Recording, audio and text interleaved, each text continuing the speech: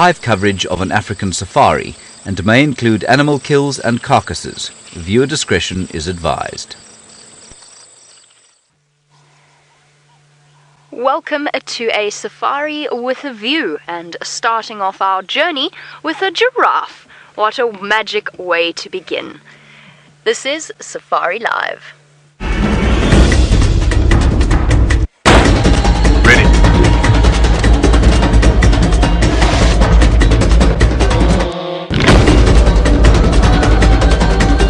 Standing by.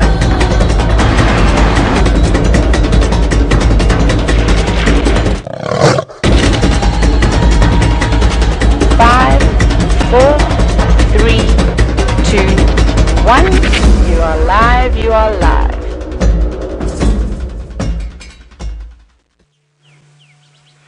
Hello and welcome on this sunset safari on a bright and sunny afternoon here from the African bush. Now, my name is Jamie, and this afternoon Rohan is on camera with me, and we're all extending him a big welcome back. And we are also, as always, sending a very warm welcome to the 3 schools joining us this afternoon, and that's to Three Oaks Elementary, to Diamond Springs, and to Quelea Elementary. I hope you guys are all super excited and that you've got lots and lots of questions planned for your live safari this afternoon. We're coming to you from a place called Djuma Private Game Reserve, which is in the Greater Kruger National Park area of South Africa. And for all of our regular viewers on the Sunset Safari, please start sending through your questions on #SafariLive on Twitter. Right, I promised you a giraffe, and a giraffe you shall have, but we're going to go a little bit closer and see if we can sneak up on it. Oh, the tallest land mammal in the entire world, and he's looking down on us. Let's see if he'll let us creep up nice and slowly. Now, the trick with approaching animals is just sneak closer to the giraffe, and while I do that, there's something that's very good at sneaking. Linking. Good afternoon, everybody, at Quelea Elementary School, which is a slightly peculiar name. I'd love to know the origin of it. Diamond Springs, and of course the old favourite Three Oaks. It is not the chameleon talking to you, it is me, James Hendry. And you can talk to us at any stage during this little drive. Just ask your teachers, and they will ask us, and we will give you the answers to any questions that you might have. Look at this amazing animal here. This is a flat-necked chameleon. And this flat-necked chameleon is climbing very slowly up to the top of the tree here, and he's hoping that he'll find flies and grasshoppers, maybe caterpillars and other insects that he can eat. And he's what we call a reptile. Can you think of any other reptiles? Other reptiles are lizards and snakes and tortoises and turtles and dinosaurs. Dinosaurs were reptiles too. So he's related to the dinosaurs. And of course, you know, a chameleon is very good at hiding itself. And there you can see he's turned a beautiful dark green colour, very similar to the leaves that he's next to. Now he moves like that. You see how he's moving? Slowly wagging up and down. That's so that he looks a little bit like a leaf, so that he doesn't look like an animal moving up the branch. And so he looks like a leaf that's blowing in the wind, and that will hopefully mean that things that want to come and eat him will think, oh, there's a leaf blowing in the wind, we won't come and eat him. Isn't that wonderful? That's a very special little animal to find so early on our walk.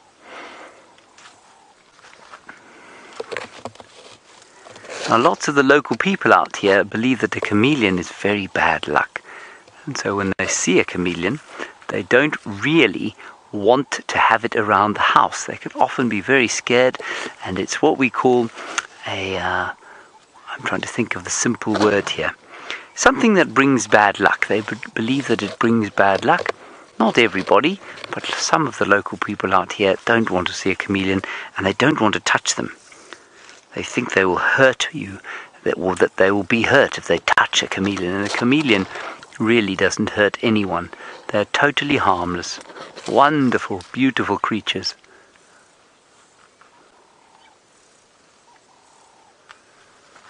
I think he's looking for something nice to eat.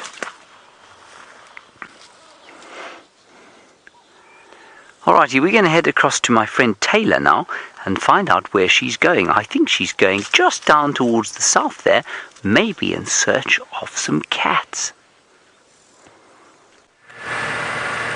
Hello everybody, and a big, of course, welcome to the 3 schools that have joined us today. My name is Taylor, and on camera with me is Senzo, and it's our first drive together, which is very exciting. So we are, of course, looking around for all sorts of animals, and like James said, I'm after some of the bigger cats. So hopefully we're going to find some lions a little bit later. I think they'd probably be having a siesta now, with it being so hot. So we're going to take a very, very slow drive there. We're going to check some watering holes. Because it's so warm, we might be lucky enough to have an elephant, maybe a buffalo, or some animal hopefully having a drink of water. Hang on, there's one of my favorite birds, and it's just landed in the fork of a tree. Let's have a very quick look at it. So it's just resting in a bush willow, and it's just sitting in the shade, so it can be a little bit difficult to spot it, but you can see it's got a bright red beak. Now this is called a red-billed hornbill, and you can see it's got its mouth open, which actually just shows you that it is a little bit warm today, and that's one of the ways that they'll try and cool themselves down. If you're very lucky, you'll see even a hornbill bathing in some nice cool water to cool itself down. But that's something quite special. And it's hopping around in there, also trying to stay in the shade to keep cool, but there'll be lots and lots of insects in the tree, maybe some caterpillars, maybe a moth resting up, waiting to get active for this evening, and it'll hope to snatch one of those delicious treats up while it is in there. And they're quite big birds too. Now, it's also apparently very good at vanishing, as you can see. Very, very difficult to spot the animals when they do go down in this long grass. But speaking of water, there's actually a little mud wallow in here. Maybe we'll come back. Let's quickly have a look at it and see if we can see if there's anything around. Might be a bit too hot for even a frog. We probably have a better chance of finding frogs later. Now remember, if you guys have got any questions about any of the animals out here in Africa, you can ask your teachers and they'll send them through to us. Let's be sneaky. Let's take a little detour in here to have a look. Ah, this water doesn't look very nice. It's all green, as you can see. Very, very green, covered with a thick algae. To you and I, it doesn't look too great, but I can promise you right now that a hippo, a rhino, a buffalo, or an elephant, even a warthog, would absolutely love to cool themselves off in this lovely muddy water. But we're a little bit too early, I'm afraid. Nobody is here just yet. But I reckon if you were able to wait long enough, you might find something. Now what we're going to do is we're going to send you across to Jamie now. She's actually found herself the tallest animal in the world. Not only the tallest, but also, in this case, the most patient animal in the world. Our giraffe's been very, very kind to us, and he's decided to stick around. I'm not sure it's because of us, or if because perhaps he's just enjoying eating this bush. There you go, you can see why. His long neck works to his advantage in this case. Look at the way that he's reaching up right to the top of this bush and getting into the middle, where there's very few animals that could actually eat in that particular spot. And you'll see there's birds hopping about on him as well. They're helping to keep his coat nice and clean. Now watch carefully, because you can see that tree doesn't look particularly nice to eat, does it? There's lots and lots of sticks and lots of leaves that could go in his eyes. But watch carefully as he feeds. Oh, there's that long tongue. And you can see he's got long, long eyelashes to help to protect his eyes. See how his eyes are closing? And he's got thick eyelashes around the edge. And that's to make sure that the sticks and the thorns don't actually scratch his sensitive eyes while he feeds like this. He's reaching right in. And not only does he have that advantage, but you saw his tongue poking out earlier. Well, that is a very, very long tongue indeed. In fact, it's around about 30 centimeters of tongue. So giraffe have very peculiar, very long tongues. There he goes, wandering along down the road, off to his next snack. Welcome to Lily, who would like to know what the temperature is here. Lily, apparently it is 78 degrees Fahrenheit, which is 25 in centigrade. So there you go, it's actually quite warm, considering that we're actually going into winter now, but it still stays hot here for a long, long time.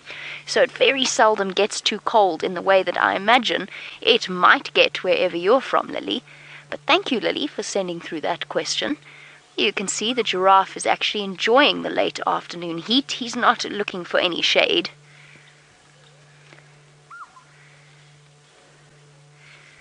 Mackenzie, as our giraffe wanders away, and we'll try and catch up with him. Mackenzie, you want to know why the giraffe has spots. Well, one of the reasons that has been suggested, Mackenzie, because the truth is we don't always know exactly why an animal has certain things, but one of the reasons that has been suggested is because spots out here work really well to hide an animal away, kind of like that camouflage that you saw with the chameleon. In the case of the giraffe, it helps to break up its outline so that it's harder to see when it's walking behind the trees. There's also some people who believe that the spots actually help to control the giraffe's body temperature. So they say that the dark spots get hot. Oh, he's having a scratch. They say that the dark spots get hot. There he goes. Oh, he's just stopped. And now he's wandering off again. There he goes. And I think this might be the last view we get unless he decides to stop and eat this tree. Please stop and eat this tree. Good boy.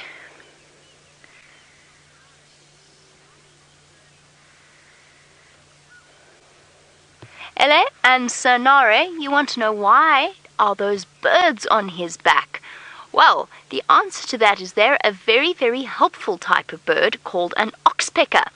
And if you watch what they're doing, they're combing through the giraffe's fur and they're looking for something called ticks. And ticks, I'm sure you've encountered where you are. A tick is an insect, or at least it's an insect-like thing that likes to crawl onto the skin of animals and then bite into their skin and suck their blood. And they make the skin very, very itchy. So those birds are actually at the moment helping that giraffe because he can't pick them off with his finger and with his thumb. And maybe if James is able to, perhaps he'll be able to find you a tick to show you what they look like. So those oxpeckers are pulling off the ticks on the back of the giraffe and helping him out. Sometimes if the giraffe has a sore place on his skin, if it's something like a scratch or a scar, the oxpeckers actually peck and peck and peck and peck at it, then it doesn't actually heal. So they can be helpful and they can be harmful. It just depends on what the situation is.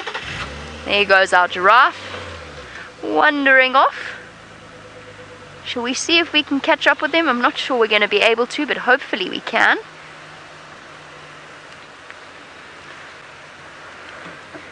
Here we go. We're going to have to go all the way around to get another view of him. I'm hoping he's going to go for a drink, because that's always entertaining to watch giraffe drink, because they have to spread out their front legs wide in a sort of a split-like motion so that they can get their head all the way down to the water.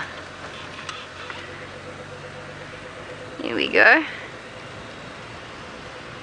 Ah, he keeps running away. He's not running away, he's just moving away. And one of the reasons why he's doing that is because the plants and the leaves are releasing a substance that make them not so nice to eat. So he's got to keep moving from tree to tree. Oh, it sounds as though James has managed to find you one of those creatures that likes to live on the skin of animals. Let's go and have a look. I'm trying to find one, everybody, but I'm actually quite glad I can't find one, because to find a tick means that you must have been walking amongst ticks, and if you're walking amongst ticks, well, then you know that maybe one of them's going to bite you and make you sick. But I can't find any of them. Now, the reason I'm finding it difficult to find them, and I've been bitten by many of them this year, is because we're now going into winter time. And the winter time out here is much drier than the summertime. And so as you go into summer, we go into winter, and the ticks can't really survive other than in the summertime unless they're on an animal like that giraffe sucking its blood. Now let's just look here on the tops of the grasses. So what the ticks like to do is sit on the top of the grasses here, and then they wait for the animals to go walking past, and then they jump off. So if we're looking for ticks, this is where we'd find them, on the tops of the grasses here.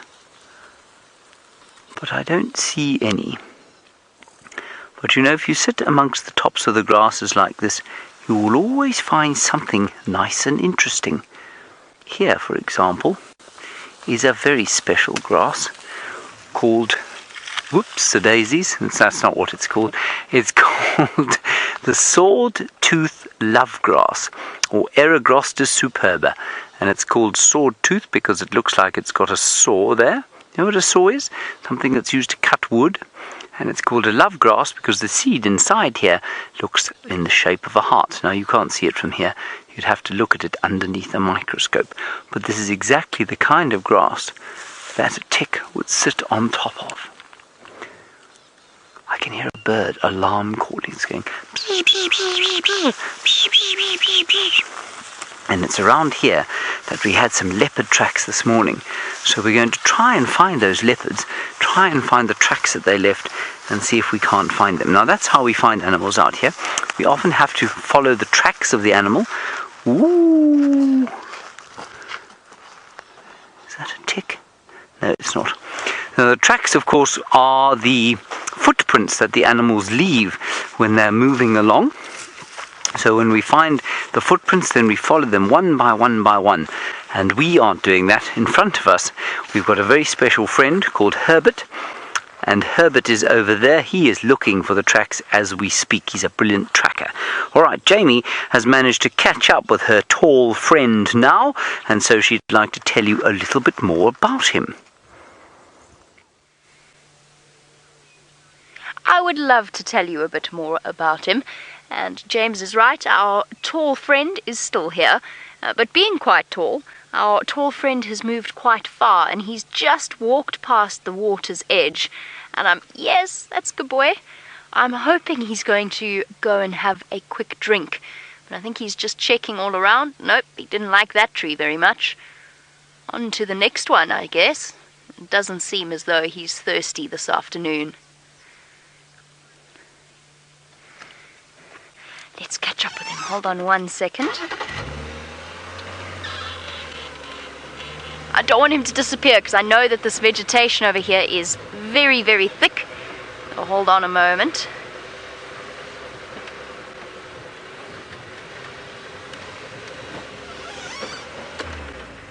Look how beautiful and dark he is. Okay, let me duck my head down because this is going to be him crossing the road in front of us. There he goes.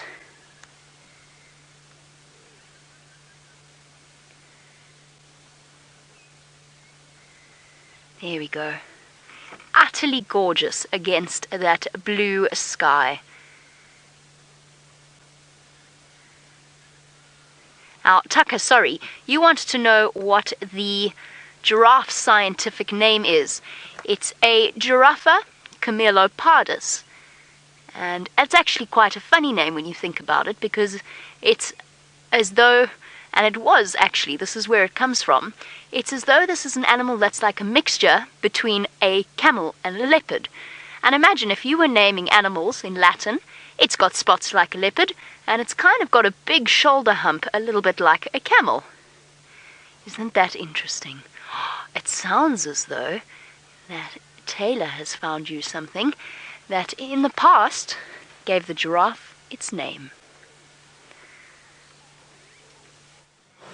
Look at this, look at this. It is a little leopard.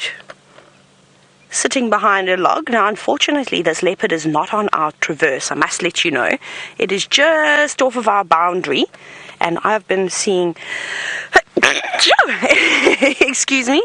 I'm allergic to cats, apparently. But now I'm trying to work out who this leopard is. It could either be Hosana, who is a young male leopard. He's just over a year old. Or it could be his sister Xongile. Now, it's very, very far away, and I haven't seen these leopards in quite some time now. And also, it's a bit difficult to tell when they're hiding behind a big log like that. I think it looked like it was Xongile. But I also don't know how much she has grown, and I don't know how much her brother has grown. But maybe you can help me out. Maybe the viewers, who are regular viewers, who have been watching for a very long time, can help us out here. They can just let us know, and then Megan will confirm exactly which leopard this is. Now, both of them have been hanging around here. I must tell you, they're young. Normally they'd still be with their mother, but we're not sure what's happened to their mom. She's gone off somewhere. Whether she's gone to have new cubs, whether she's moved out of this area completely, nobody really knows. But they are doing just fine all on their own. Can you believe it? They're catching smaller things. They're catching things like terrapins, which are, I suppose if you're from the States, you might know them as turtles. Like, it looks like a miniature snapping turtle. But our terrapins don't get as big as that. And they don't snap at you, though I wouldn't want to put my fingers anywhere near their mouth. I think that would hurt. So they've been eating that. They've been catching small antelope too, baby impalas, baby common duiker, which is quite exciting. So they're slowly moving away from the things that don't normally taste as nice. Now, Carter, you're wondering how fast can a leopard run, and the answer to that is very quickly, but not for a very long time. So the charging speed of a leopard is about 24 meters per second, which is basically, by the time you've blinked, it'll be at your feet. It's so quick. But at a little dash, you see, they need to try and get as close to their prey as possible. They don't really run after it for a very long time, like wild dogs and hyenas would possibly do, even cheetah. They have to get very close, only a couple of meters away from their prey, and then they pounce. But that burst of speed, and if they do run a little bit, they're probably getting to about 60, maybe 65 kilometers an hour. But again, leopard don't run very fast unless they're running away from something and need to get away, like a bigger predator. And Braden, you are actually just wondering exactly that. You must have read my mind. Is that, does a leopard have any predators? And the answer to that is yes, of course it does. See, there are many bigger animals out here. So, for instance, the top dogs in terms of predators are the lions. They are much bigger than leopards. Both the males and the females are bigger. So these guys have got to be careful. And remember, they're in competition with each other. They're searching for the same things to eat. Though a lion, being bigger than a leopard, can take down bigger animals. So they will be going for things like giraffe and mainly buffalo and kudu and zebra, whereas a leopard would be going for an impala, which is an antelope, and, well, the various antelopes. Inyala, bushbuck, duiker, steenbok, all those types of antelope. But at the moment, I think this is Xongile. It does look like Xongile. Megan, have we got any word just yet?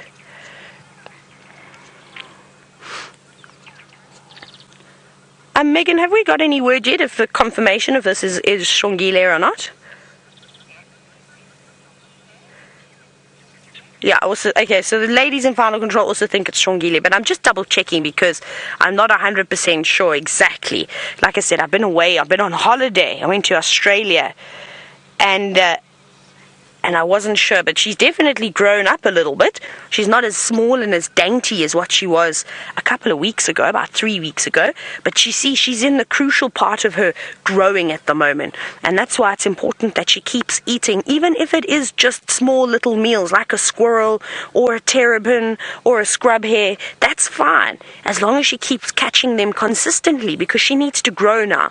So if she doesn't get enough food, you might find that her growth will be stunted just a little bit. And it's the same thing for her brother. And he's got a ferocious appetite. He just wants to eat all the time. And he's basically like a teenage boy, I suppose. So again, very, very important. But they're doing very, very well, considering Mom has been absent for quite some time.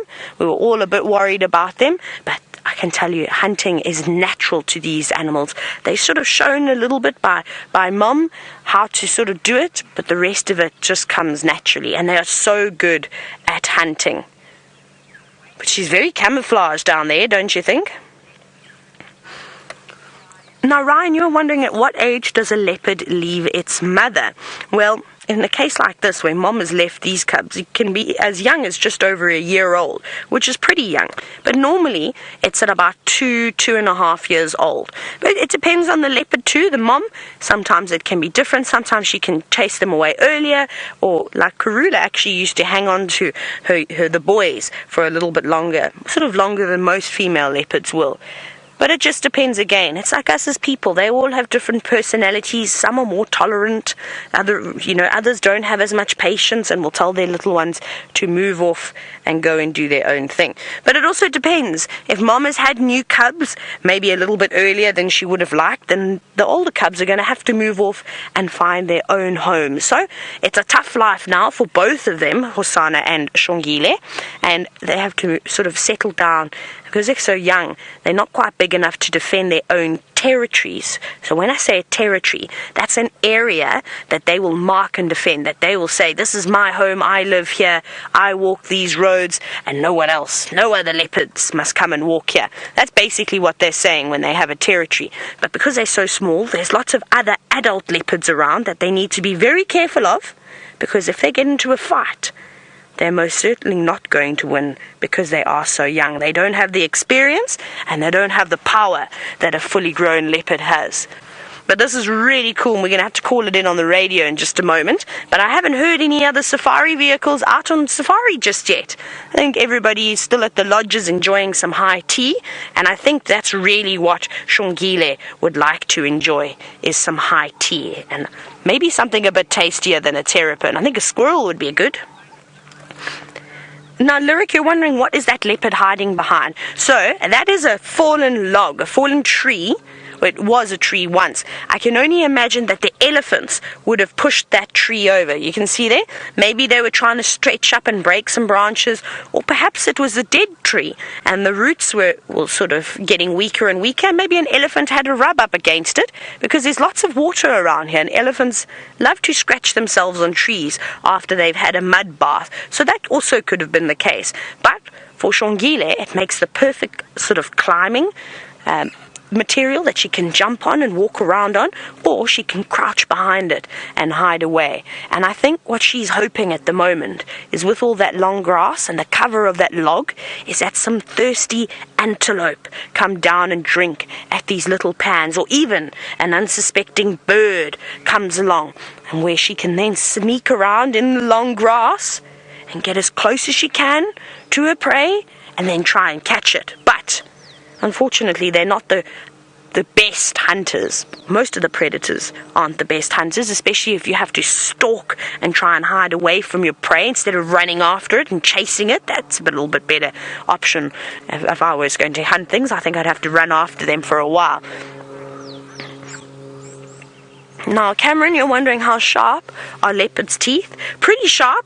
I reckon if a leopard were to bite us, even if Xongile were to bite us, but remember, these are all wild animals, and the only time I've ever touched leopard teeth is because we've got a leopard skull in the tent, which is really cool. So they're very, very sharp, but it's not the big canines that are as sharp. You know what is really sharp is their sort of molars. So they have carnassials, and they've almost got a serrated edge. They look like molars with a sharp edge on them. And those bits are the bits sort of just behind their incisors, the ones that they use to scissor and cut the meat off of course, the animals that they're eating, because that's what leopards eat, of course. They've got to eat meat. They are not vegetarians, and they can't eat meat and vegetation. It's only meat. So they are carnivores. That's what we would call a carnivore. Then something that eats both vegetables and meat, we call an omnivore. And then herbivores are the ones that are just eating all the vegetation, so the leaves and the grass. But now she's slunk down on the grass. She's just positioning herself. She's still very camouflaged. We're going to sit here for a little bit longer.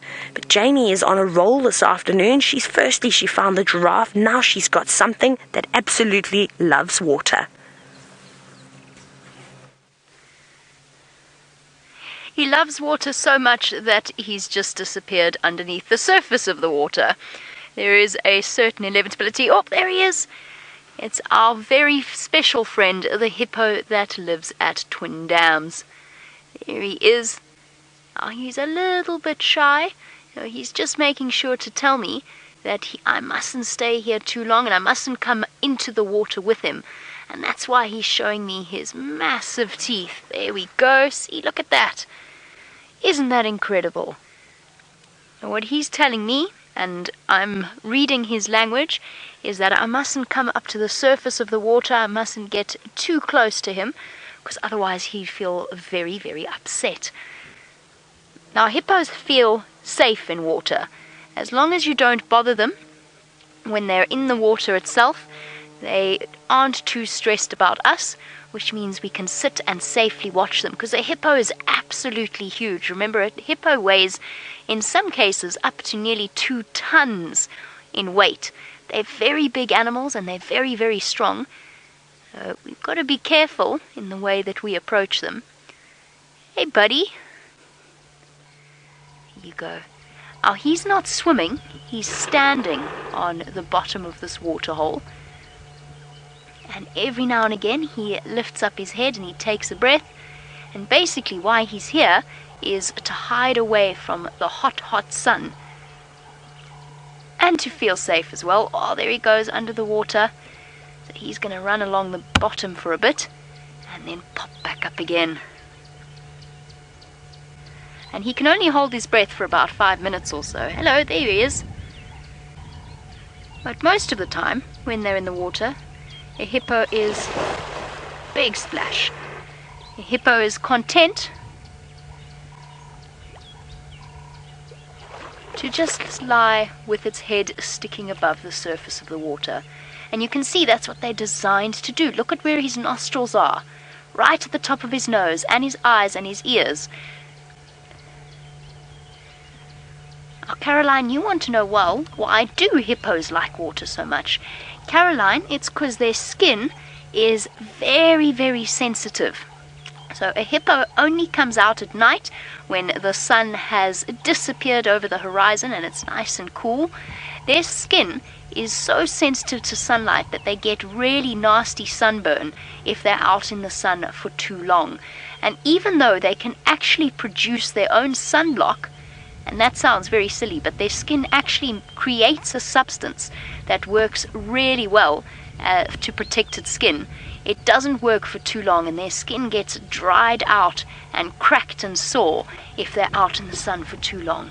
So a hippo sleeps in the water during the day or rests in the water during the day, and it's only at night that they come out.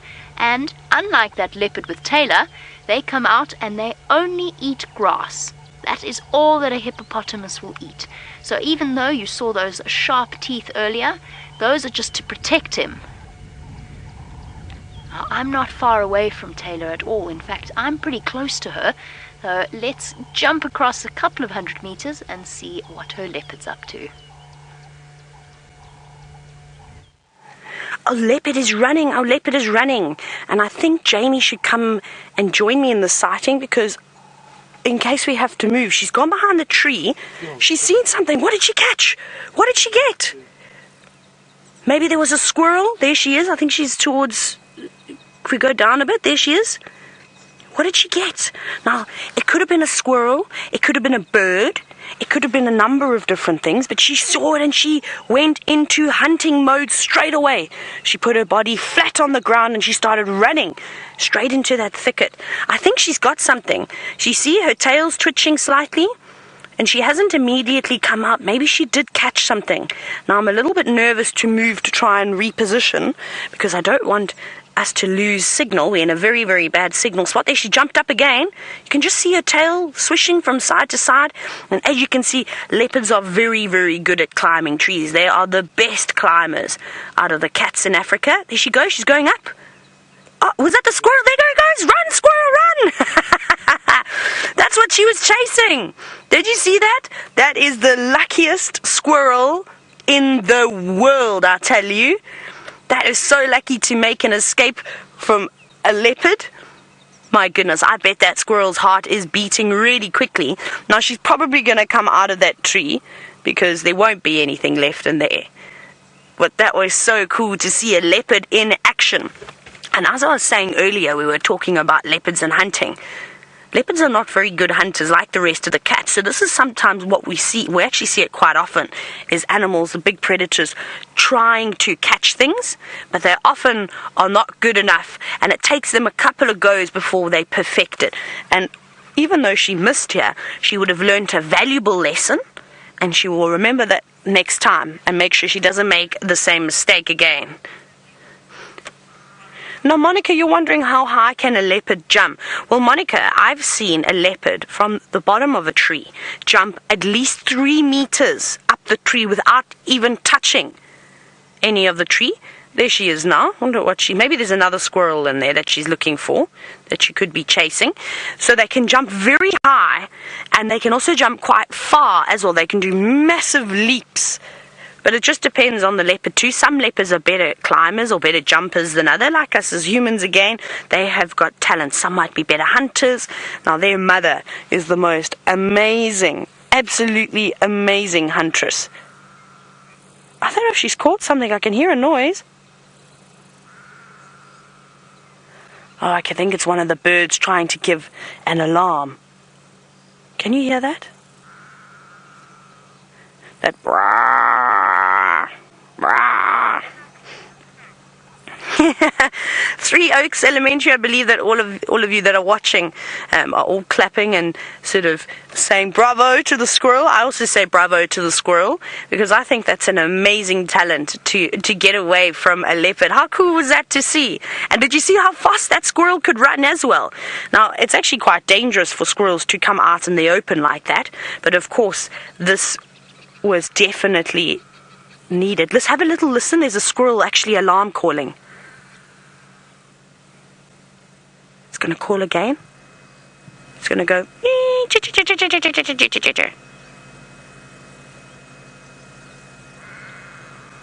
There's the go-away bird going wah, shouting at the leopard, letting all the other birds know. It's not doing a proper alarm call just yet. Now the squirrel has also stopped calling, but that squirrel will tell everybody else, and it's amazing that they all speak one language. Oh, there she goes. Hello, girl. She's a bit sad, but they can all speak the same language. So even if it's a bird or if it's a antelope, when they give an alarm call, they immediately know what animal it is. She doesn't look too thin. She's just lean, and she should be lean at this age. But she's looking good. She's definitely grown much bigger since the last time that I saw her. Now, this, of course, is very, very far away. So if you do see the camera moving around every now and then, it's just because we are zoomed in as we can. But how cool is this, though, that we're still able to see her? Now, Bailey, you're wondering, what does a leopard do at night? More things than it does during the day, because leopards are predominantly nocturnal. So that means they are more active at night time. So diurnal is when the animals are more active during the day.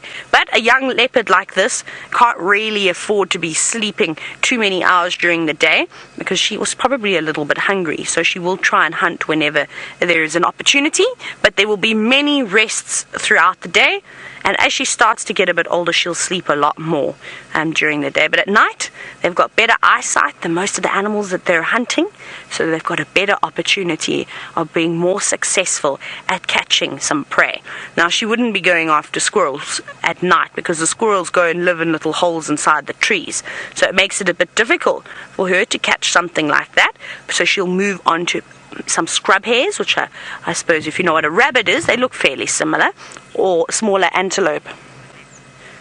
Now, Paul, you're wondering if that squirrel would have been a small meal for that leopard. Yes, even a young leopard like this, it's just over a year old, it's really just a snack.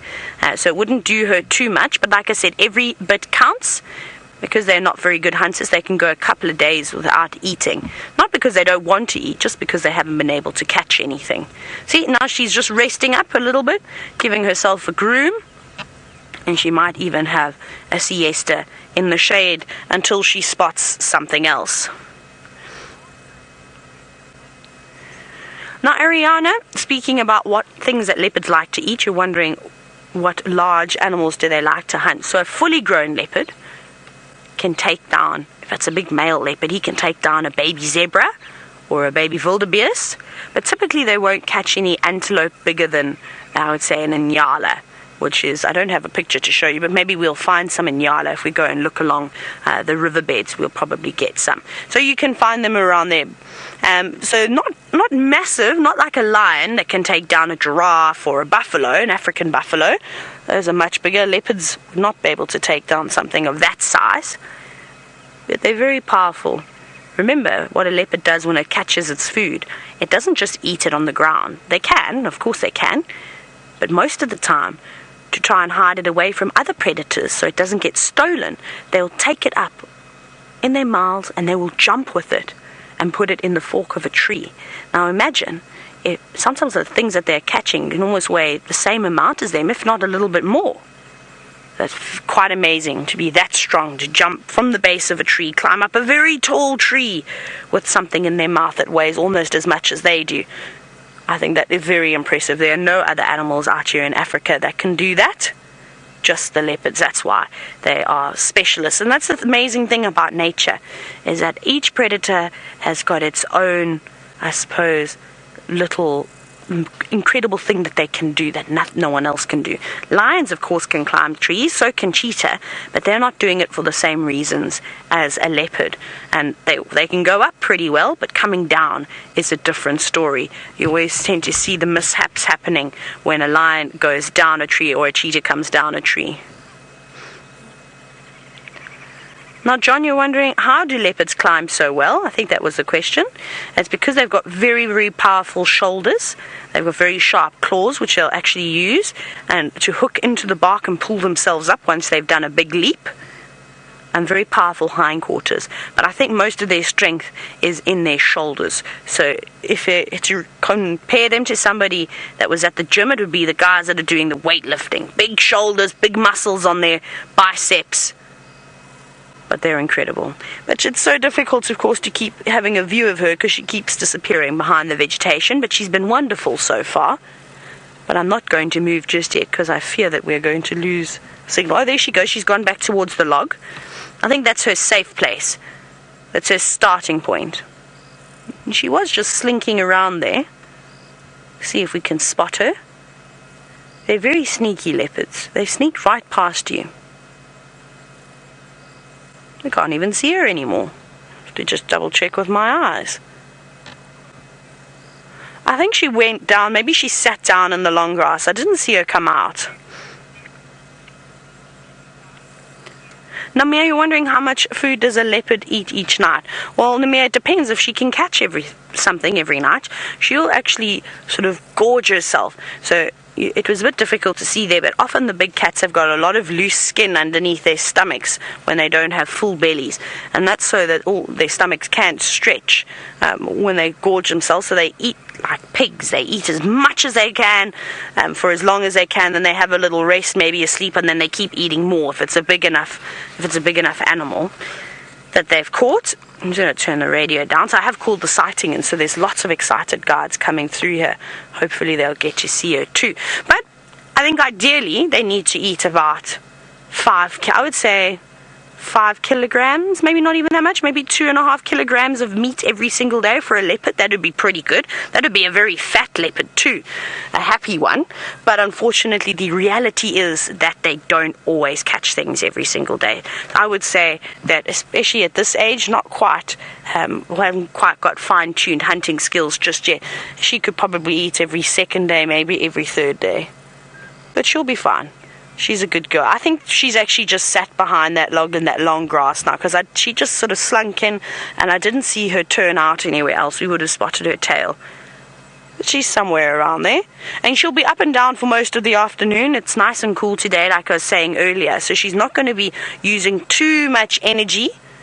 It's actually a good day to be out and about and scouting for things, even little birds.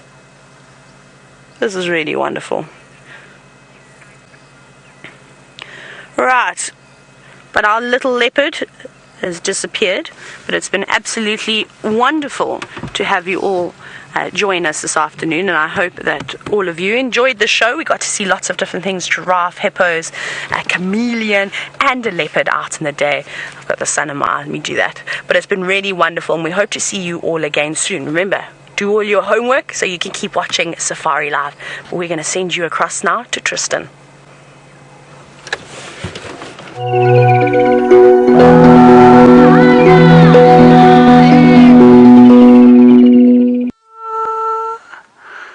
Chocolate cake.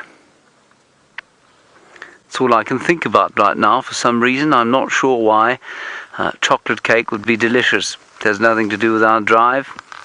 The kids have gone, and I hope they don't have chocolate cake, because of course chocolate cake is not good for you, everybody, but it is delicious and should be consumed every so often, but not in excess. That's my tip of the day. Good. We've come all the way down to the southern boundary here, on the tracks of Xongile, backtracking Xongile. Obviously she has now been found, which makes me slightly sad to the core of my being, because I would like to have found her on foot. But we had reports of the young male Hosana, her brother, in this area during the course of the day. We have yet to find any tracks of him, so it's all rather confusing, I must say. I think we're probably going to head towards Treehouse Dam from here. I'm not sure. Herbert will tell us. He will pick the direction. He is currently he's doing his sort of Sherlock Holmes bit there. You can see him standing on the road, staring at the soil. He is seeing patterns in the soil that I have failed palpably to see, and I've become so confounded by the whole process that I've needed to have a small sit down here in amongst the grasses. I'm going to take these two things off me here, hopefully not leave them behind, and then I'm going to crawl through here and try and find the dragonfly that David found a little bit earlier. David, did you see where it went?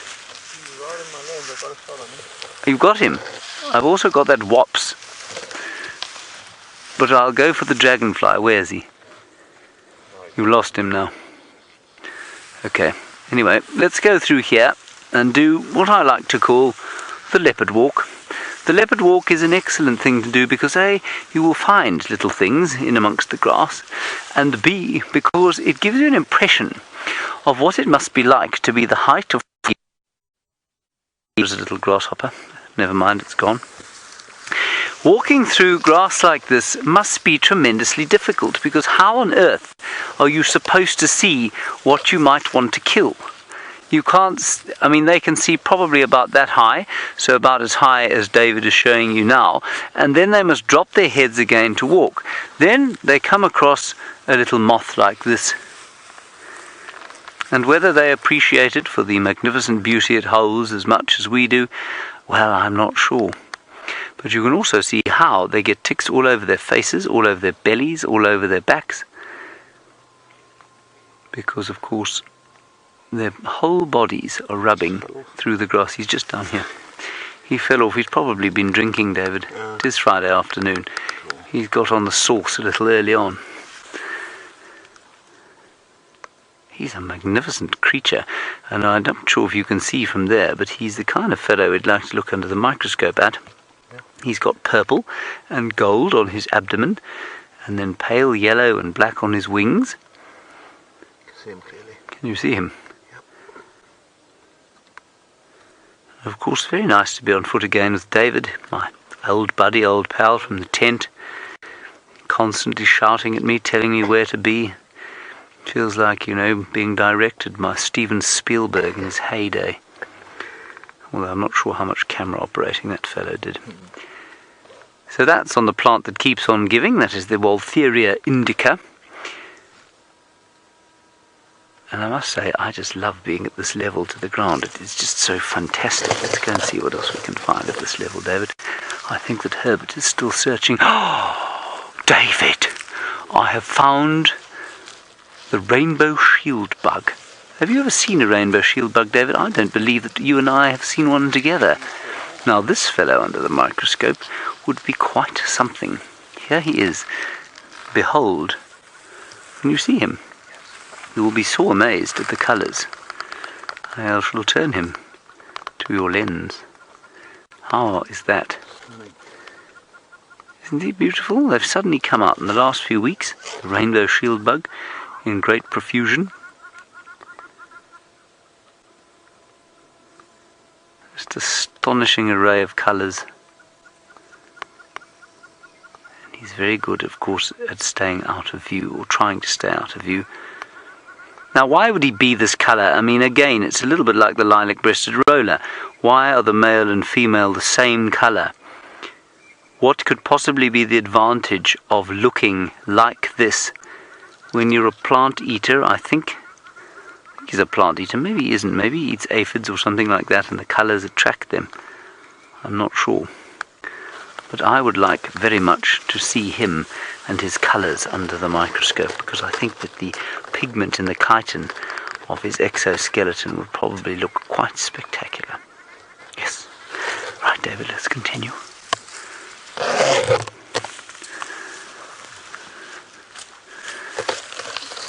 hope no one comes.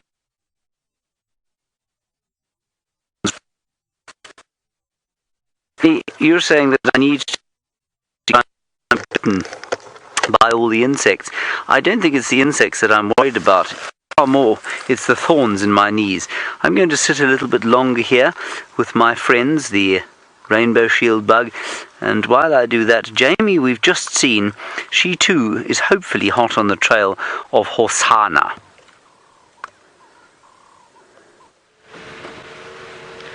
I really want to be hot on the trail of Hosana, and I'd like to work together with the bushwalk team to try and find him.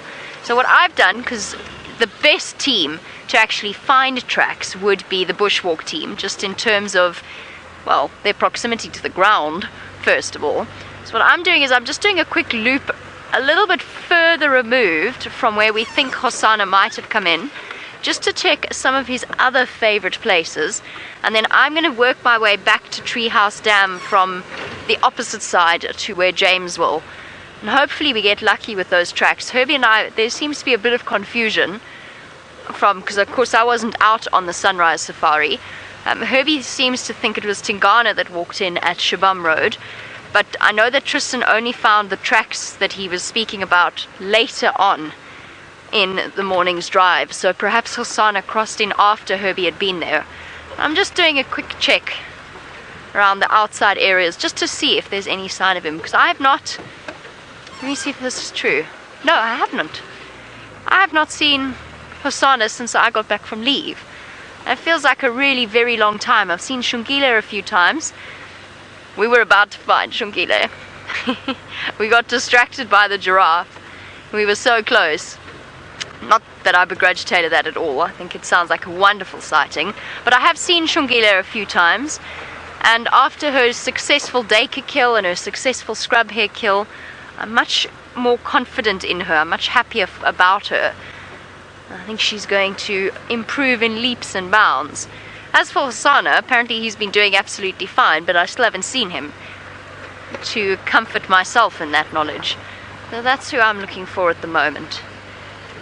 This is where they were here, this particular area, for about, I would say, close to 3 days before Brent and myself went on leave. It was where the Nkuhumas chased them up a tree, and they were around this area for ages and ages. But so far it doesn't look as though there's any tracks wandering out onto the road.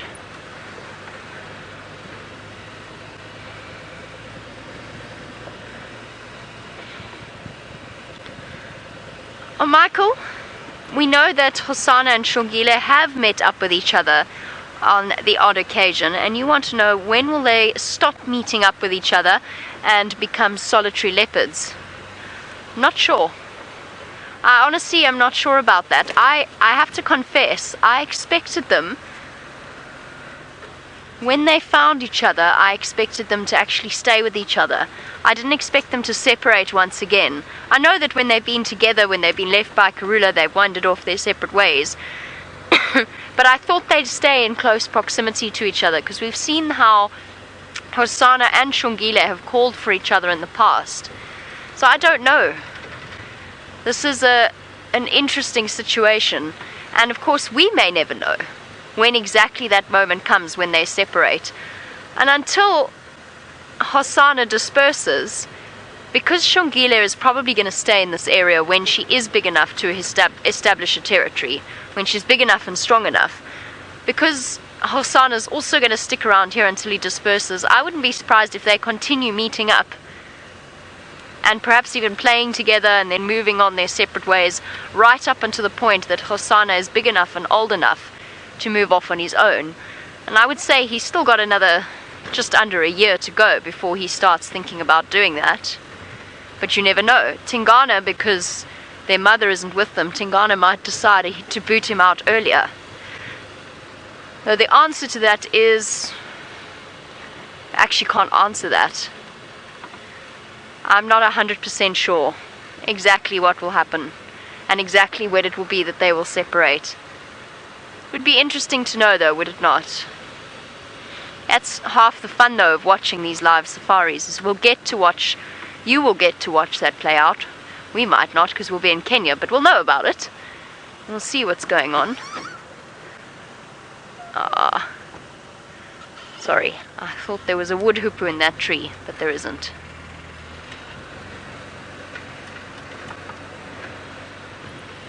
So definitely no tracks of him along this road. I'm going to double back and double check. It's also a good road to check for Shadow's tracks. And I think if I don't have any luck with Hosana, then I'm going to go off and look for Shadow. Our female leopard with the young cub. Young cub.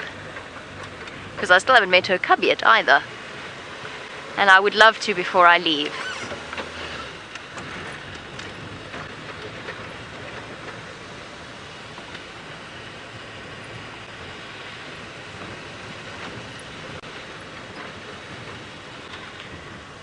Might be nice to just stop and take in the view around here.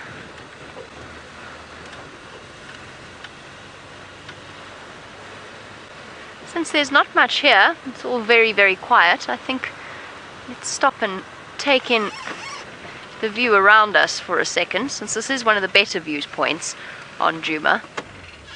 It gives us an ability to look right across, right to the eastern edge of Djuma itself. There we go. And just to stop for a second and listen as well. Listen for alarm calls, listen to the birds.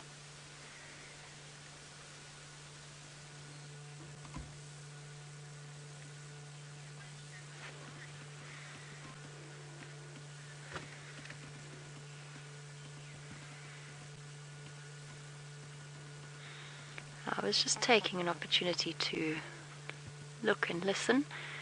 But Ryan, you want to know how far Hosana will go before when he disperses. How far will he go?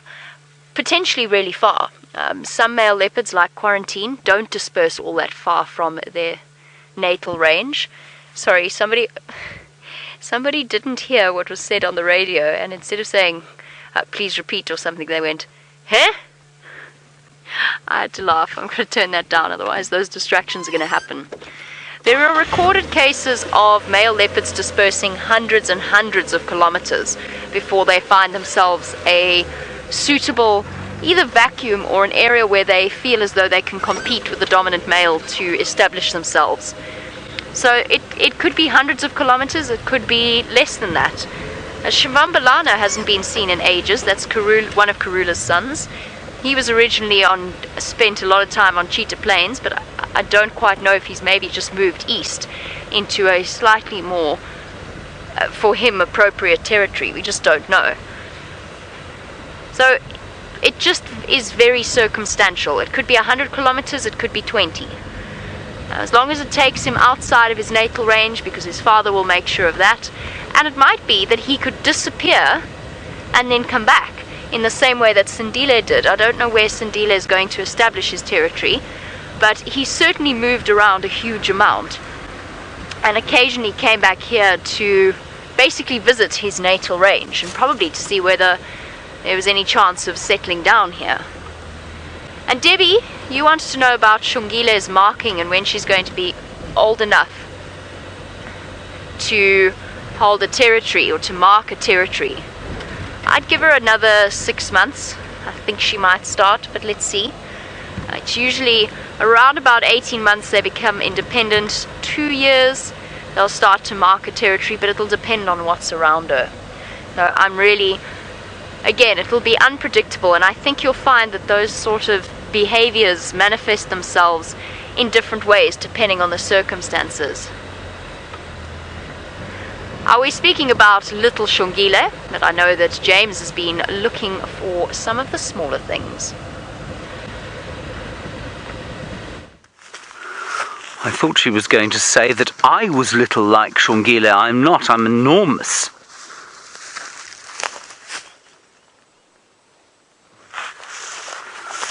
We're looking for things, everybody. We are looking for smaller things and bigger things, but Herbert is over there looking for tracks of Hosana, and we're just doing sort of little forays into the bush here and checking all the tops of the trees to see if we can't find him. So the story that we've pieced together so far from all of the tracks is that he, oops, the daisies, is that he was not with her earlier on today.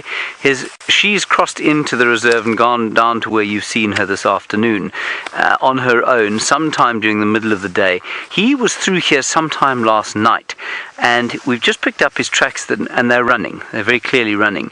And Tingana, we know, has been around here, and he could well have been trying to sort of run away. Maybe Tingana was calling somewhere here, and maybe he was trying to get away from Tingana. So that's the story at the moment. It is an absolutely gorgeous afternoon, and that is because the temperature has come off, and, well, the air is just clean and fresh and autumnal and very pleasant indeed. Now let's see what else we can find through here. There is a hole.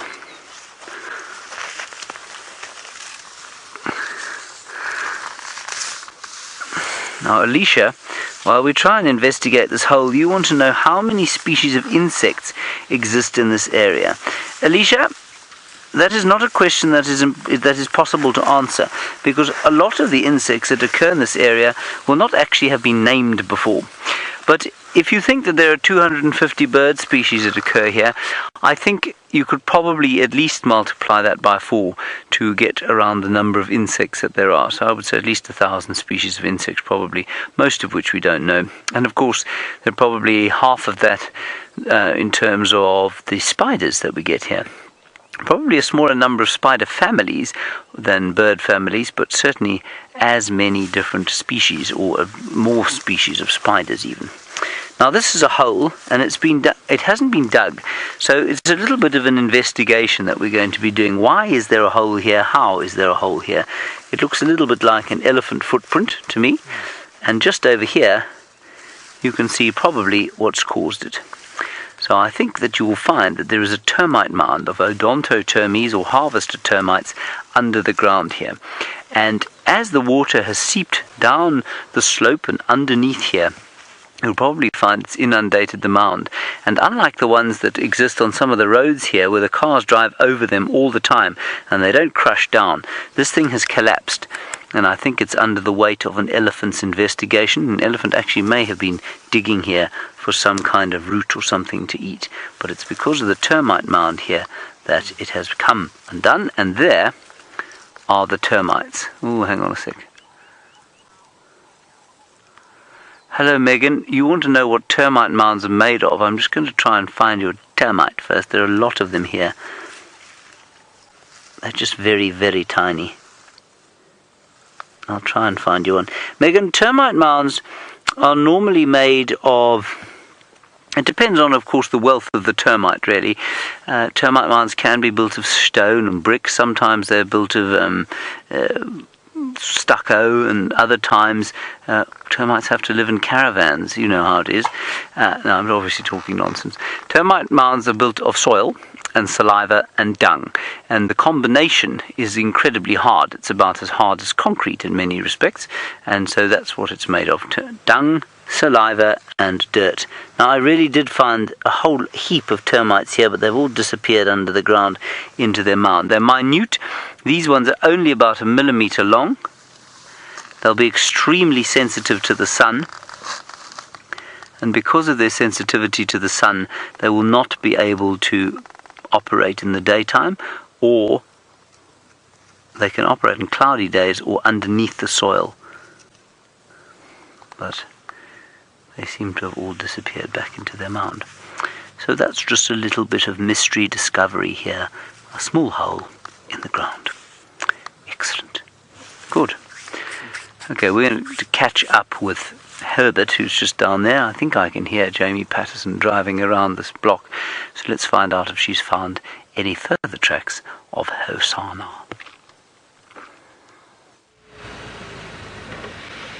No further tracks at all. But that's okay, because I was just extending my search ever so slightly. So now we're getting back into the area where, in theory, tracks were seen this morning. Well, let's go and find out whether or not Mr. Hosana has made it to Treehouse Dam. It's made me so aware of how spoilt we were with those amazing sightings that we had of the two of them around Treehouse, playing and jumping, and if they weren't there, then they were... Oh, don't fly away. Don't fly away. This is such nice light. Ah, you horrible bird. Okay, alright, there's okay.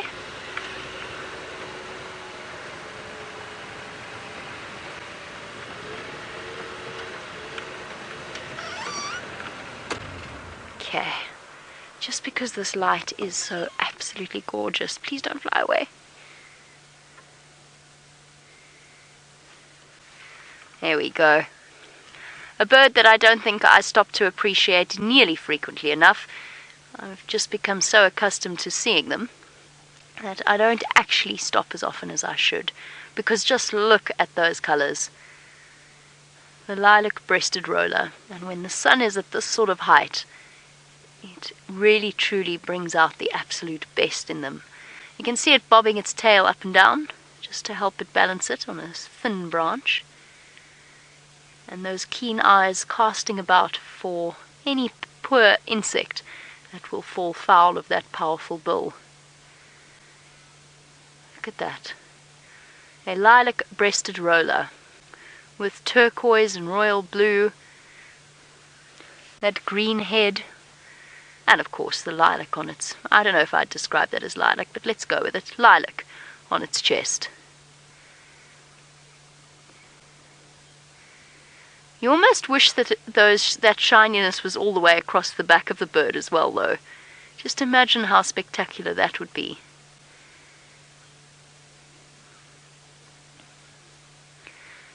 One of our lilac, or one of our roller species that isn't planning on disappearing anytime soon. The European rollers are long gone. I haven't seen a European roller for about a week, and apparently the migration is well underway for our European bee-eaters and our European rollers, but luckily our lilac-breasted rollers remain faithful. A highly, highly unappreciated bird, and if this afternoon continues in the same vein and all of the other creatures hide away from me, well then I guess we'll stop and have a look at some of the true jewels of Africa.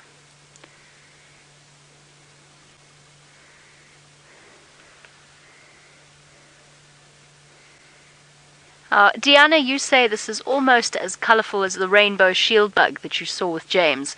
Aren't those shield bugs absolutely stunning?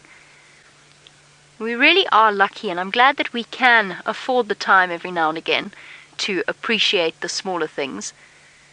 There are some truly stunning insects and some truly spectacular birds.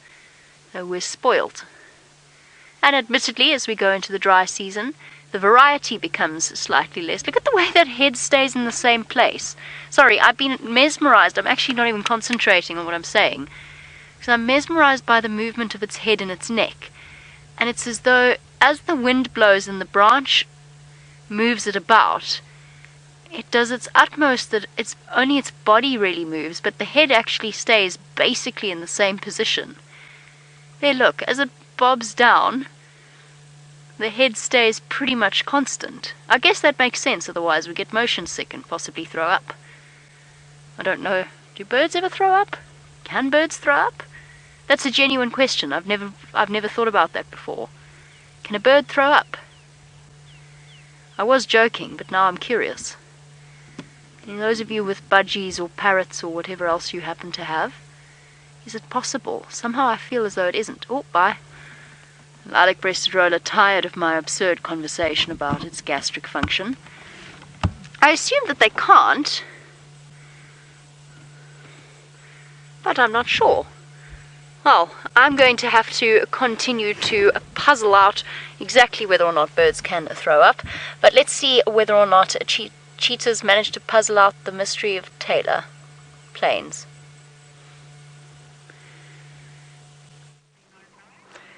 So we're just sitting here, we've just arrived at 3 in a row pan.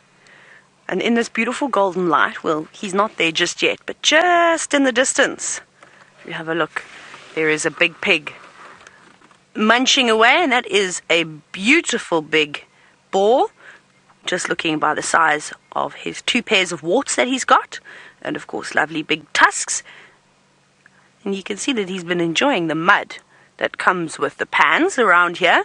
He's definitely been wallowing around at some point, and now he's got up to have a nibble. Now, I don't think he's quite as old as the boar we saw yesterday afternoon, the one that lives around Cheetah cut line.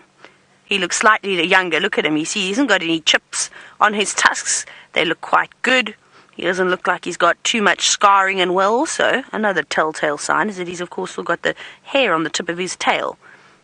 And as they get older and run into more and more conflicts, of course, you can imagine that they're more prone to injury and sort of scarring. I think he's just disappeared behind the bushes. Let's quickly reposition. Now, I was very happy to see little Xongile, and I must tell you, unfortunately, she just disappeared. She went a lot further south, where the guide said she was hunting terrapins again. So she didn't have much luck with that squirrel, but it was definitely a good effort. Hello, Piggy. He doesn't seem to mind us too much, which is wonderful. There he is. Now he's just going into the lovely golden light. Come, boy. And walk a little bit closer towards us. You can just see it. It's so beautiful. I was just saying to Senzor now, this is why one of the things why I love winter as well, is just because I know the days are a bit shorter, which is not really too great, but you get that golden glow much earlier in the day. You don't have to wait for it for such a long time. And that's obviously, well, for what we do, it's great to have beautiful lighting. And if this warthog would just take 4 more steps, it would be in that lovely golden light too. But a big pig nonetheless, even though he's not particularly old. He's probably in the prime of his life. But no girls around here at the moment. He's all on his own. I suppose there could actually be other pigs around here. They could just be hiding off in the thicker vegetation. Now, if you have just tuned in, of course, welcome again. And if you have any questions for myself, Jamie, or James this afternoon, you can hashtag Safari Live, and we will happily answer them. Isn't he beautiful? Oi!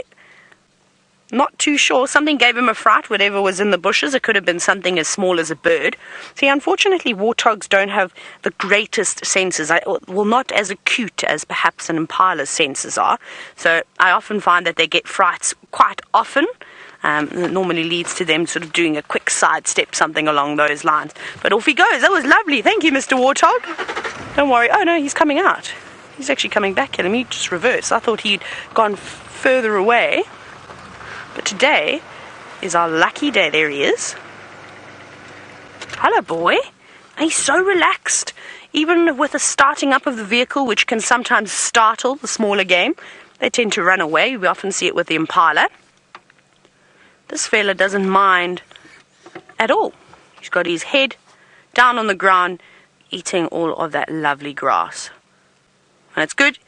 Piggy, you better eat it all up, because when winter comes, that grass is going to disappear. And they're often, along with the hippos and the buffalo, some of the first ones to lose condition and sort of really take effect of a drought or even just the winter months. So you need to pack on some fat.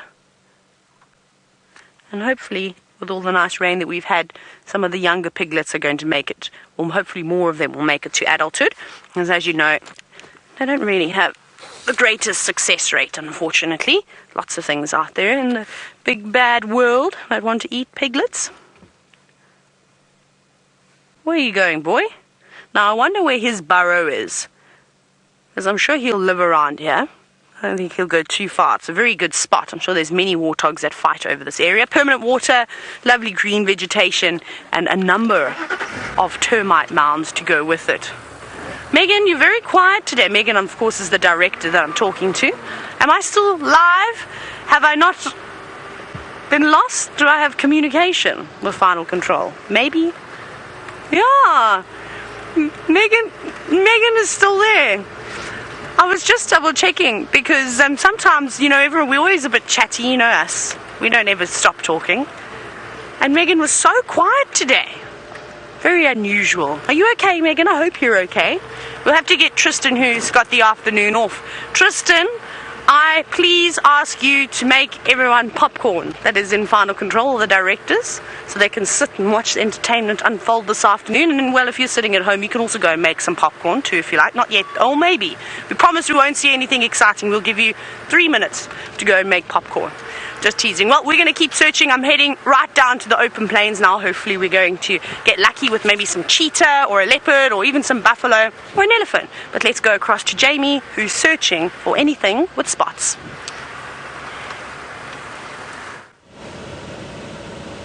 Anything with spots, but anything at all will do. And we've got a duiker that's just about to vanish. I don't want to move at all. It's hidden behind this. Oh, there he goes. And he's vanished off. So we were searching. Oh, no, wait, it hasn't. Sorry. It just popped its head back out there. To the right. There we go. Hello, little chap. You look like you want some popcorn as well. Would you like some popcorn? Does Tristan do delivery? You can share with me if you like. Although Rowan and I might eat it all. Oh, we've got a relatively patient grey duiker, or common duiker.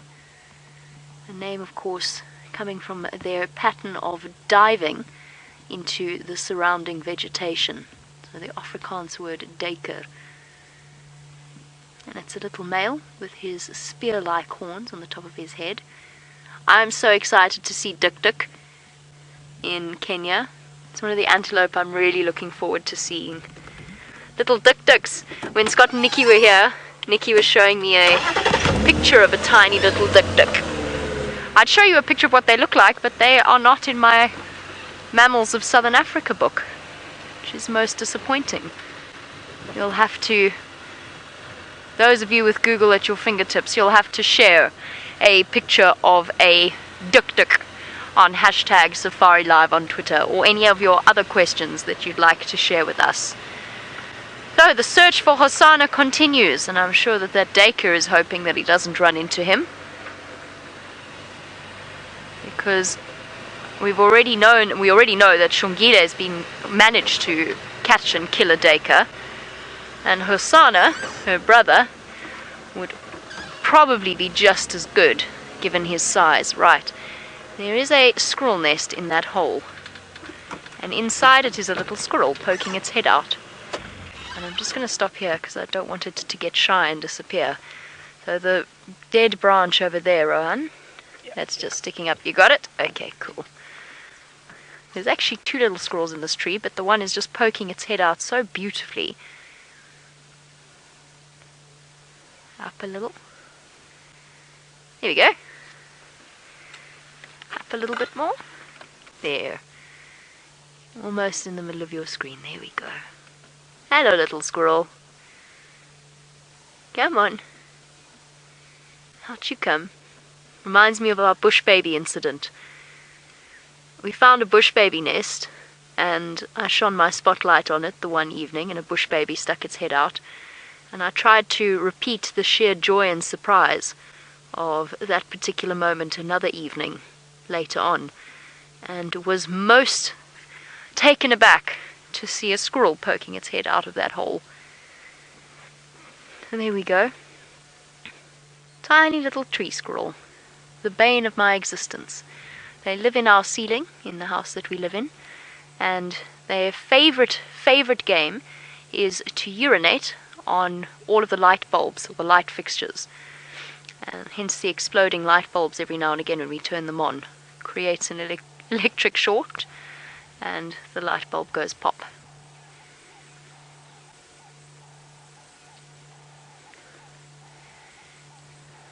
How cute is this? It's so perfect up against the sky. It's utterly adorable. I have found the tree squirrels far less aggressive than the ground squirrels that you find in the more arid areas. And Mrs. John Johnson, you say peekaboo. I couldn't have put it better myself. Peekaboo indeed. The perfect opportunity for lots of really pretty screenshots in this afternoon light.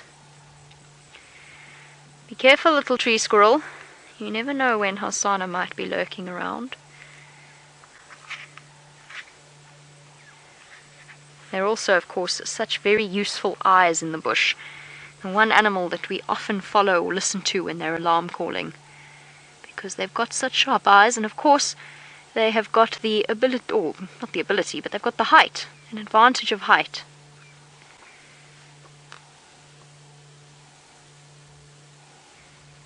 So they all live together in a group and groom each other, and it kind of like bush babies in a way, doesn't necessarily just include one dominant male, although they will fight if they have to when a female comes into estrus. But they live in groups with females, babies, and even potentially, as I said, a couple of adult males. And they've got their own little territories. Apparently, their territories are around about 1/2 hectare, which is actually quite big. I wouldn't have expected a territory that size. 1/2 hectare, it's about half a football field.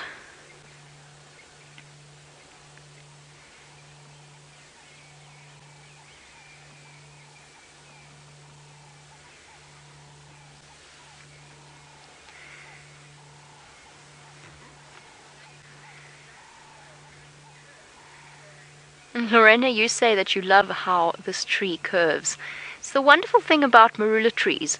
Apart from the gift of marula fruit that they give us once a year, not just us, but the elephants and the other various animals, but it's quite soft wood.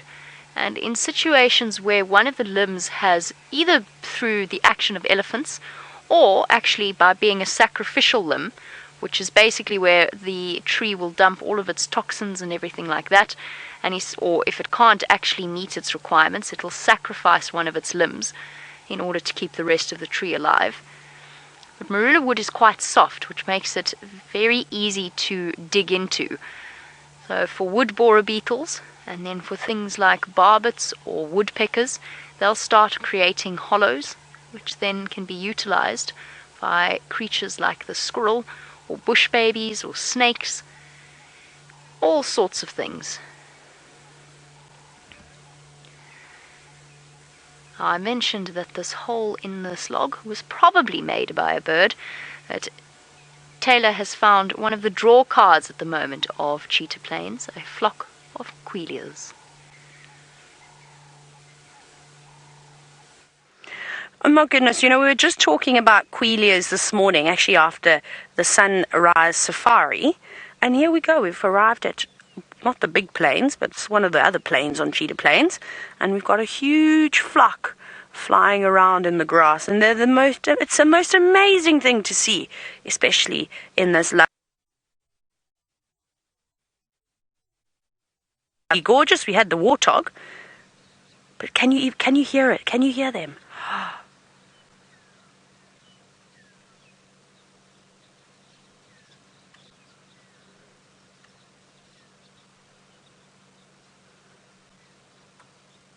Isn't that incredible? Their wings flapping.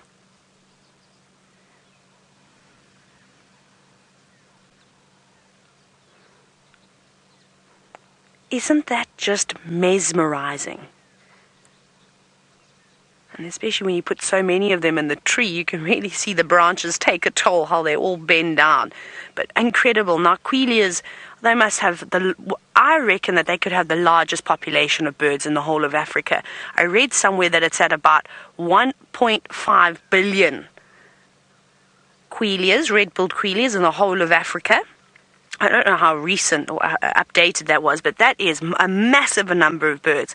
And they form the largest flocks. I mean, this is tiny in comparison of what you could see if you go in to the Kalahari into Namibia, where you see masses of flocks coming down and all drinking at watering holes.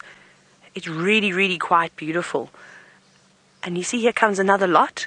So, you know, there could be a couple of different flocks, but it just takes one. Look how they're all darting out of the bush, one to fly away, and then the rest all follow. It's like a tornado of birds. It's absolutely phenomenal. Alicia, you said that it's like they're dancing in the air. It is. You know, when they fly like that, it almost looks like they're gusting with the wind. And like how I could only imagine when the wind swirls. That's sort of what the queleas look like they're doing. They very gracefully will fly off to the left, and then they go up and dive down and start flying towards the right and back again.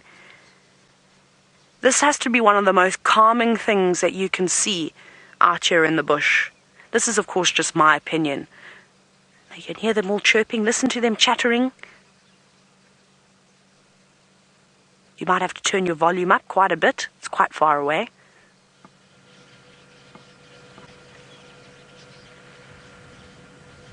Very talkative.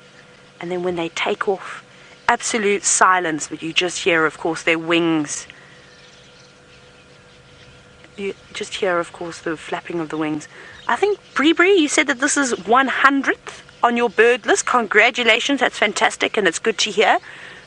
Oh, 400. 400. Goodness gracious, that's even better than fantastic. That's spectacular. That's our new word that we're all saying now, spectacular. We need to think of some things, but that's pretty impressive. 400 birds is not easy. It can definitely take you quite a while. So if you want to get to the magic number 400, like Bree has just gotten to, you better start. Look at that, there they go again. Oh, wow. And it's a much bigger group. Since we started watching them, I think about 3 or 4 different flocks have joined in. Just soft little whispers of the birds as they fly around. Oh my goodness, I almost don't know what to say. It's just so mesmerizing. I can't take my eyes off of them. How they don't bump into each other is also amazing. Because look at them, they're flying, and of course they're obviously communicating with each other. We don't know what they're saying. But they just have everything so well planned that they don't bump into each other. I'm sure every now and then some of the youngsters, some of the juveniles must get a little bit lost. Look at that, and then they completely disappear down into the grass. And this is a great time of year. We're not going to see them for too much longer, because as I'm gazing down on the grass, there's not many grass seeds actually left. They've been eaten by these birds. Now, Alicia, you're wondering if this is perhaps what inspired the Hitchcock movie Lead Birds. I don't think I've actually ever seen that. I'm going to have to watch that. It's a little bit sad that I haven't seen that one, so I'll look it up and see if I can't get my hands on it. It sounds wonderful. If it's anything like these birds, well, then it would only be magnificent. They almost look like little fruits as they're sitting on that tree, don't you think? Oh, it's a horror. So maybe, oh no, then I'm too scared. I can't watch it. I don't like scary movies. I'm a bit of a sissy. My dad used to make me watch them when I was little, very little, and I thoroughly enjoyed the scariest of scary movies, Candyman and all the, those creepy ones. And now I can't watch anything. I'm an absolute baby. I'll have to sleep with my light on, and I'm not even embarrassed to say that. I'm okay with being scared, even though I know it's not real, but my mind just plays tricks on me. But I can't believe how they've actually devoured all of the grass seeds. There is literally, I'm just looking, I cannot see one around me. And as soon as they've exhausted their food source or out here, they're going to move on and move over to different areas. That's why we go for periods of weeks where you don't see any queleas at all. I think these are the biggest flocks I've seen so far, because just before I went on leave, my last cycle, I saw a couple, but not many. And this area seems to be filled with them at the moment. I'm just watching every now and then more and more groups come joining in, and I think that they'll join up with this lovely big group that we've got here. This is so spectacular. Now, David, you're wondering if they're eating. The ones that are sitting up in the tree, no, I don't think so. They are specialists in eating seeds. So when they go down onto the ground like that, though at the moment they're sort of they're moving quite a bit, so I don't think that they're spending too much time feeding. But normally if you come out during the midday, you'll actually walk through long grass and you'll disturb them, where they'll be hanging on the sort of stems or feeding on the seeds that have dropped down to the ground. Normally they'll sort of bang into the grass stem. Sorry, I can't get my words out of my mouth today. And we'll knock them down like that. I've seen that happening. But I think they're moving around a little bit too quickly to be feeding at the moment. But they'll land, they'll feed, and then once they've all fed, they get up and they fly away. And wouldn't it be beautiful if they all went to the Cheetah Plains Pan, which is just behind us, to have a lovely drink? That would be really nice, because that would give us a true opportunity to observe, to see how many there are. Because when they fly in a flock like this, I don't think we realize how many there actually are here. There must be a couple of, I would say about more than 100, at least. Maybe 200, maybe even more than that. I could just be, underselling these birds. Remember, they fly in huge flocks and millions. They all get together. Imagine seeing that. I've never seen that before. Even in Zambia, I saw flocks probably 3 times the size of this, but sort of not ones. And I've heard guides tell stories, and I don't know if it's just because it's a guide story. We love to spice up a little story, but they would say that the flocks were so big that it could just about black out the sun. And I'm sure not that big, but I can really just imagine, especially with that sound and just creating this big cloud, this darkness, shadows sort of moving around, would be quite beautiful. They look like they're starting to settle down a bit more. Maybe they just put on a show for us. That's just so funny how we were talking about it this morning, and then I didn't expect to see them. I'd actually completely forgotten about it. And then, well, here they are this afternoon, which was really lovely. See, there you go. Now they've settled down. They probably will feed a bit. And they're just flying again off into the distance. But they'll continue this. They'll probably find a spot to go and roost, because it's going to get dark quite quickly.